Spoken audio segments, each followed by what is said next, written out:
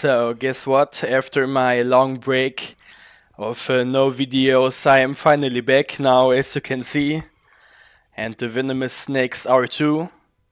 This is the Arabian horn viper right there. You know him already probably. The Cerastes gasperettii. Ooh, there we go. A very nice sideways strike from him. They are known for that. And I think we are going to see, oh there we go, that's what I mean. That venom is kicking in right away. They got that cytotoxic venom, meaning that it's going to destroy tissue on a cellular level. Oh, there we go. That's what I mean. Very fast acting venom again. But as I said already, I'm very sorry for the long break.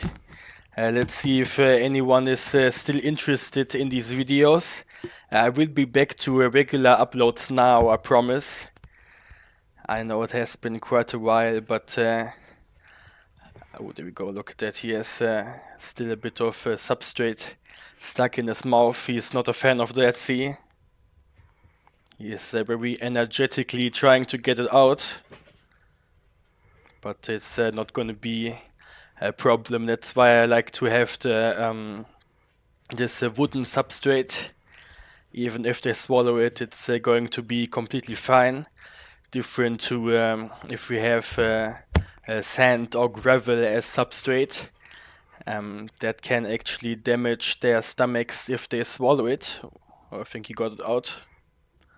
Of course, in nature they also live on sand, but you know, it is certainly possible that they might face complications when they swallow small rocks or something there too.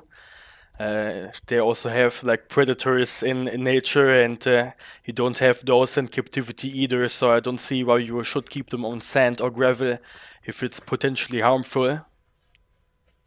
Or whatever. Well, as you can tell, Mr. Russell's Viper is back in action too, even though he is looking a bit confused at the moment. Let's encourage that mouse to say hello to him though. He's going to be hungry for sure, I think.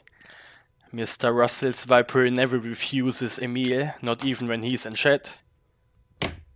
Let's see. This is scientifically called the Daboia russelii, by the way. The Pakistan Russell's Viper. Oh, come on. Ah, there we go.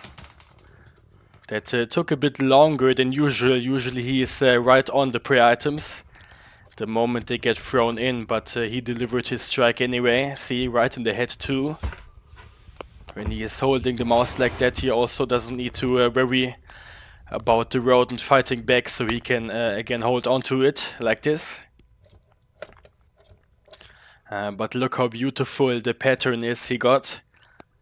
Absolutely stunning snakes the Russell's Viper is. But also very dangerous, of course. They are the second most dangerous snake actually in the world, at least statistically speaking. Meaning that they are responsible for the second most human fatalities caused by a snake bite. They live in India and Pakistan, and of course over there I guess there are plenty of rural areas where you probably can't even get anti-venom at all, or any proper medical treatment, and I guess in that situation getting bitten by one of these is certainly not a pleasant experience. They have that hemotoxic venom that is going to turn your blood into pudding. So, this is Mr. Crotalus ornatus. Ooh, there we go. And he always strikes right away. He is a very hungry snake. Always. Look at him. Isn't he absolutely stunning as well? Has to be one of my personal favorite rattlesnakes. And you know, I have quite a few of them, quite a few different rattlesnake species. But again, the black-tail rattlesnakes, they are certainly one of the prettiest. And he is also pretty large compared to my other specimens. He is over 90 centimeters for sure, over 3 feet. If I have to guess, I never measured him. And I have a few sheds from him which I measured, but measuring the shed skin is always a bit inaccurate because it gets a bit stretched out, you know, so it's always a bit larger. There we go, look at that mouse. It's feeling that venom for sure. The Crotalus ornatus actually have cytotoxic and hemotoxic venom. There we go. Let's get that mouse out of the water dish. But he only strikes a single time. Once he delivered his strike, he gets pretty calm, as you can see. And wants to keep his distance from the mouse if he can.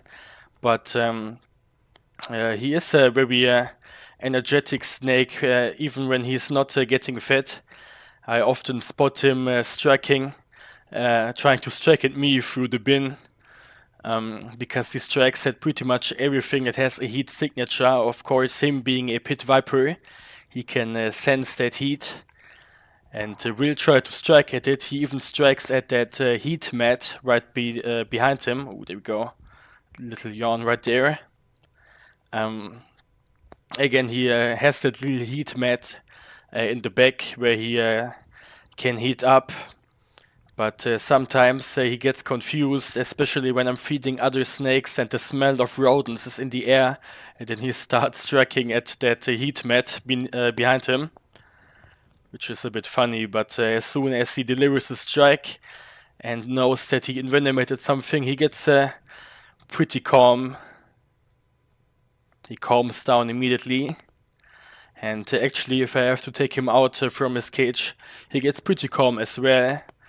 Again, when he's inside, he sometimes even tries to strike at me, but once he's outside, he knows that there isn't any feeding going on, and then he also gets much more reasonable, which is interesting.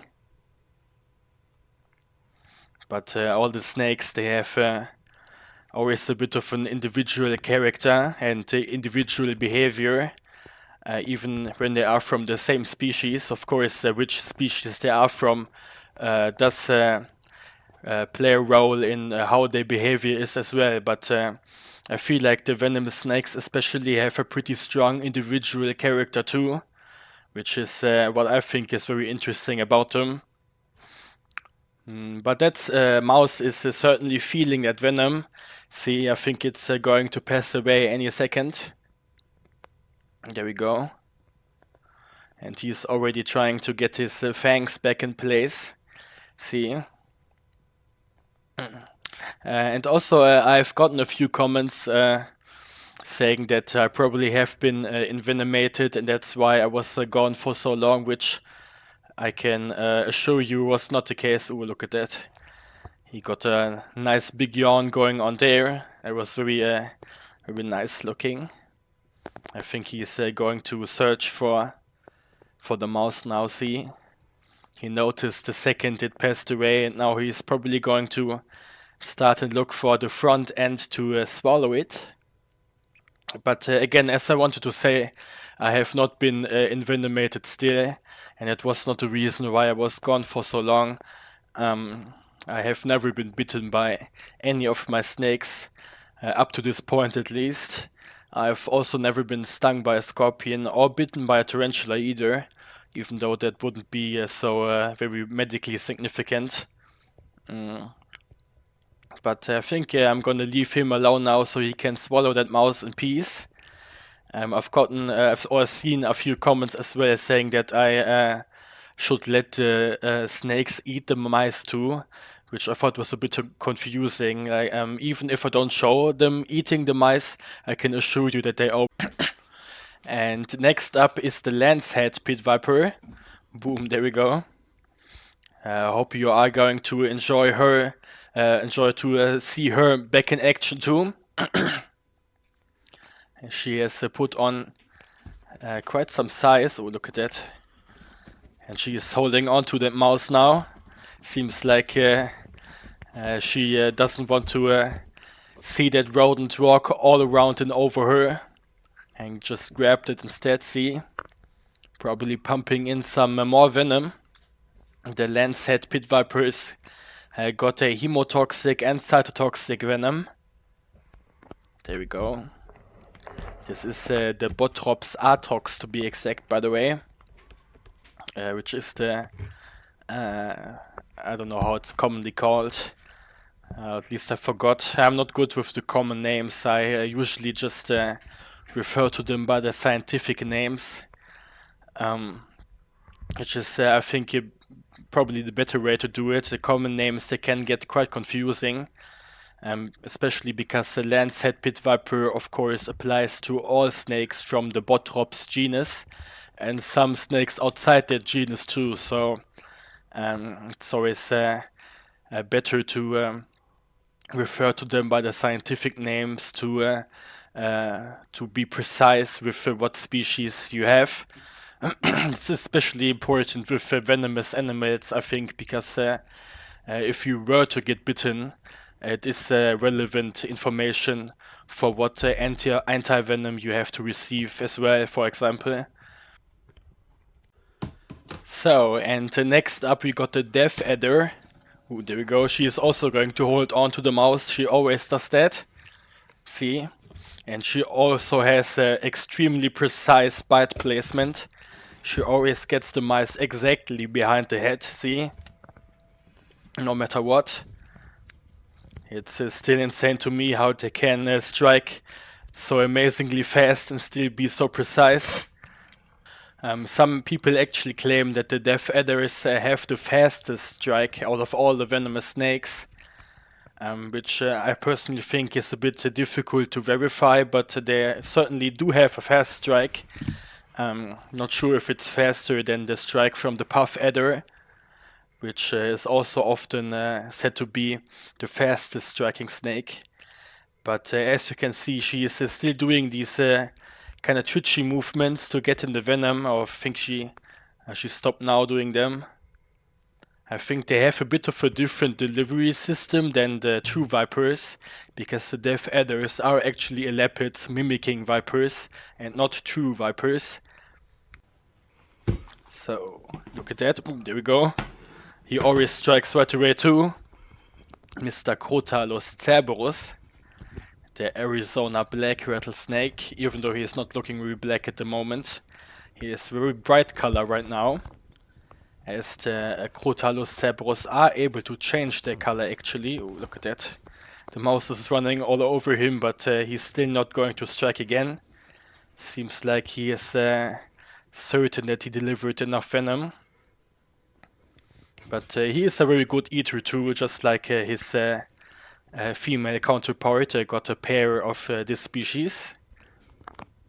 Look at that.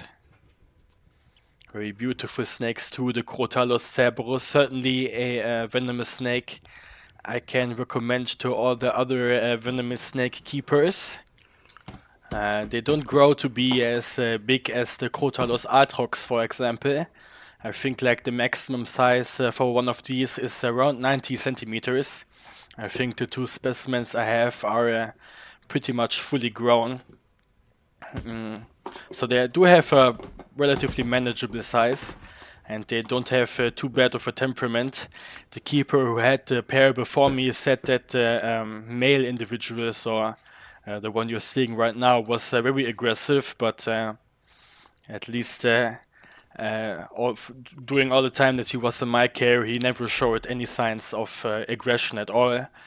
Maybe he changed behavior since he was with me, but I personally think that none of the venomous snakes are really aggressive. They maybe show some defensive behavior, but there are only very few venomous snakes that are genuinely aggressive, like maybe, for example, the Pseudonaia textilis, or some other Australian elapids, which I don't have in my collection, but I know a few people who have them. And I've seen them work with these, and they seem like they can be aggressive. But I think most vipers, they can be very defensive, but they won't go out of the way to chase you around, for example, to get you.